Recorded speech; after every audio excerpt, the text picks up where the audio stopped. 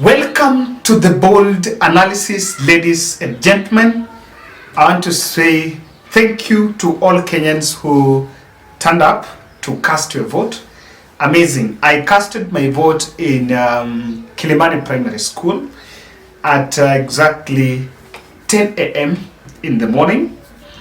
And after that, I tried to traverse parts of Nairobi. I was in a position to head direct to Dagoretti, that is Kivuli Center. By midday, the queue was long, but it was somewhere around the gate, almost stretching to the road. I also managed to get to Gatina Primary School, where I understand the Gatina Primary School is in Gatina, where the Bakasi North, where Beatrice Elachi is vying for MP seat there through ODM. It was flawless. It was going on very well, but of course there were rumors of some people had been given more than one ballot paper, but I think those were unfounded rumors. I also went directly from Gatina. I managed to head to Gikambura, Mutuini. Then I finished up in Kibera, the old Kibera where Raila Odinga voted, although I arrived later on after he had went there and had voted. So I was in a position to visit 3 polling stations in Kibera, that is the Olympic Primary, the old the old Kibera Olympic Primary. Those are 2 different polling stations. And there is also the other one up on the Katwekera. I don't know the name of the place.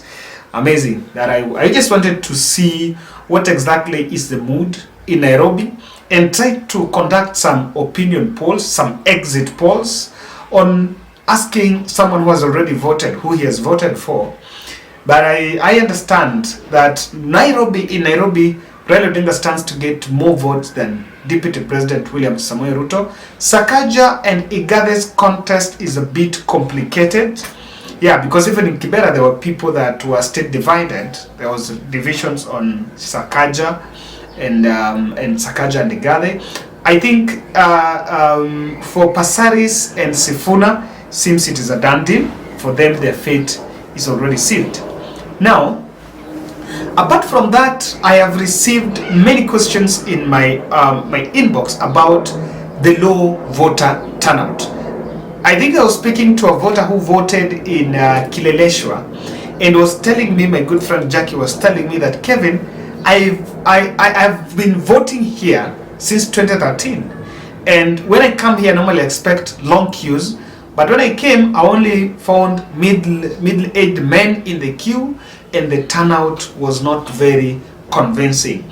This, however, has come out to be one of the emerging issues, especially in central Kenya, even though even Baringo, the numbers, Baringo and Elgeyo Marakwet and West Pokot, the numbers are not so much convincing.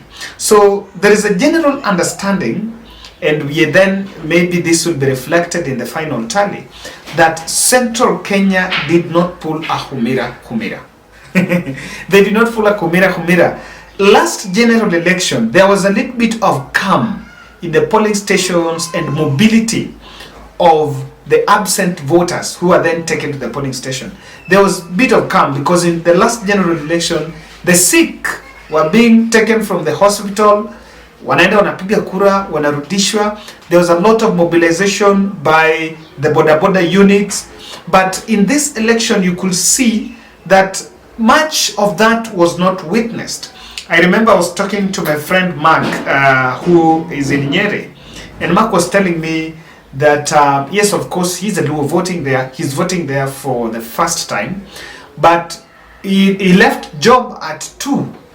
But by the time he left job at 2, by 2:30 he had already voted. So that to him, and many people pointed to really the queues, even though there could be the queues were facilitated, but something was amiss. So Mount Kenya in this election is very strategic, because remember, we've always mentioned that the person that will decide, the region that will decide the 5th president is Mount Kenya. So the question of them not turning out in their numbers to vote cannot be handled casually compared to the other regions. That is another perceived stronghold for Deputy President you can challenge me. This is a place that Deputy President have held more than 500 rallies. It is more than any other region, more than even his stronghold of Rift Valley. What do you think is going on? Even though you must be reminded that during the nominations, there was a bit of this. And why is it that the Mount Kenya voter, I don't think it's even about the low turnout. It's about them boycotting the polling stations. Why did this happen?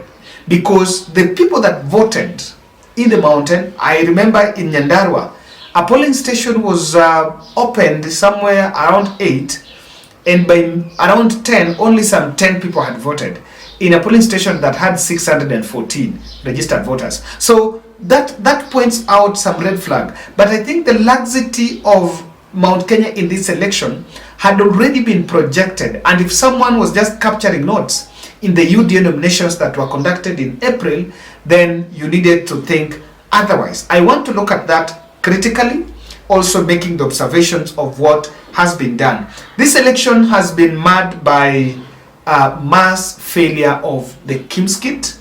Quite unfortunate when the NASA team, or rather not the NASA, the Azimio team, were insisting that let's have the manual kit. And dramatically, Ruto-Gachagua became the first victim of digital issue, because he could not be identified digitally, and they had to revert to the manual. Even though I also want to agree that perhaps it was addressed. As we look at Mount Kenya, I just want to read the comment section. Where have you voted and how was your queues compared to the 2017, where someone would pull a Githeri man? What is it? What is the excitement of the voter? Ladies and gentlemen, kindly subscribe to our channel, click the notification bell, and like our video. We are 6 days to the end of our fundraiser 50 bob campaign challenge for Sarah Atieno. Yes, we are doing still at 540, I think. We're still 400 and something short of the target. But I just want to still continue to remind us to contribute as little as 50 bob. Hiyo kidogo kidogo itajaza. Sarah Atieno is hospitalized in Kenyatta, suffering acute leukemia, and the bill inflated to 1 million. So after she reached out to me, we organized as members of this channel that we can at least do a challenge. If 20,000 of gas, that was the idea, 20,000 of us will contribute 50 shillings, then we'll be in a position to sort at least Sarah's medical bill, because there is also that which has been sorted by the NHIF. My number is there, 0710 62 78 89. You can also reach out directly to Sarah. My number is there, Kevin Oduor. But you can also reach out to Sarah. Her number is 07 16 357 360. Sarah's number is 07 16 357 360. I am reminded, before I did this analysis, that Uhuru's last speech, when he spoke with during the Inoro and the Kikuyu vernacular stations in State House, might have antagonized the young voters. And antagonized the young voters from Mount Kenya in the sense that then they would then wondering, I remember one of them was telling me that, Kevin, my son was asking me, why should we even go and vote for these leaders if walitoka tu wakatusetusi Uhuru, sasa mbona hata tuwapigie kura? So what has happened is, I think the president has successfully decampaigned the influence, or rather the venom that was planted. That venom was planted there by Ruto-Gachagua and the team, even though it was used as a sword against the president, but it got to the minds of people that, of course, this region has not benefited. And it was so tragic. It is a tragedy because they went and told the Mount Kenya voter that you've been having presidency for the last 30 years and nothing has happened. And this is a presidency from someone from your region.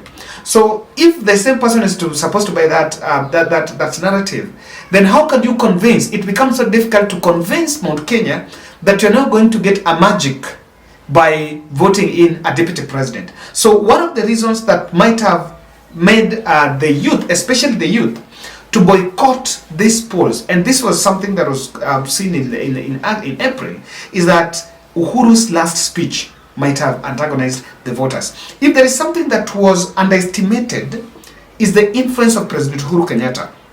And while Kenya Kwanza concentrated so much on attacking the president, that strategy seems to have failed. Because by the virtue of the visibility that President Uhuru Kenyatta was giving in this election, President Uhuru Kenyatta was actually creating what can be seen as a system. And the Kenyan voter, today I was speaking in Gikambura and in Mutain and in Kibera, when you speak to people, they were like, we are going to vote for Raila and we are so confident, or rather we want to vote for Raila, we are so confident that unlike the last general elections, the last two elections, this time he has the system. Now, this concentration, when they concentrated so much on the president, it created the panic in the minds of the voter. And the Mount Kenya voters saw the visibility. They gave Uhuru Kenyatta the unnecessary visibility in this election, and that visibility, they never saw it as a system person. President Uhuru Kenyatta was bringing an institution. All these complaints that were crying out, President Uhuru Kenyatta's Deputy President William Ruto's supporter became demotivated and disillusioned. That of course this is a done deal and it is going to be a turn for Raila Odinga. And I can say for a fact, if someone is to go and discredit these polls, you cannot galvanize the support of Rift Valley with the Central Kenya. If someone is supposed to discredit, maybe someone will remain alone, but Central Kenya are not going to go that route. So that one of the blunders that really might have come in. And you know, unlike the other two, this one lacked a rallying call, a motive rallying call, a rallying call that will make someone to leave the station. You know, I agree with this narrative because I've been in denial for some time that Mount Kenya are being told to go and vote to take Raila to Bondo so that Raila would not disturb the country. But having seen the new face of Raila, there was no scary reason. I remember my high school, when we were in college, some guys were being told, 2013, I was in college, in university in Masai Mara, and you could be told that, hey, mazesi tunaenda kupiga kura because mzee mzuri. You understand? So people who went to vote for Raila, vote for Uhuru because they don't want Raila, that voting niche is not there, and they're lacking the click. Deep state suppression cannot. You must see this. If there was something that the deep state will do, and I would then ask a question, how the Kenya Kwanza team were crying out that the chiefs are being used to I don't know, to mobilize the voters, to support for Azimio and all that. Where are those chiefs? Was it then the reverse that were being used for suppression? Because you've not seen that much of mobilization where the chiefs are going to look for people sick, somewhere to go to the hospital, and you can see that whatever was the turnout in Mount Kenya, that turnout was coming because of that overwhelming mobilization. And I think the suppression efforts seems to have really yielded some fruits. And that is why the Mount Kenya voter decided that, look here, I'm going to boycott these elections. And I think a lot of negativity in the campaign trail have played a role in this, because the campaign trail has been so much into what Jubilee did not do, and William Ruto's hustler narrative was targeting the youth who, according to them, did not benefit from President Uhuru. And Mount Kenya youth were told that you did not benefit from the president. But at the end of the day, they never knew that these same youths are seeing that we did not benefit from the government.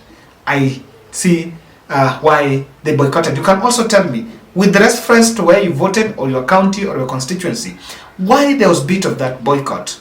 Why Mount Kenya boycotted elections at the polling station?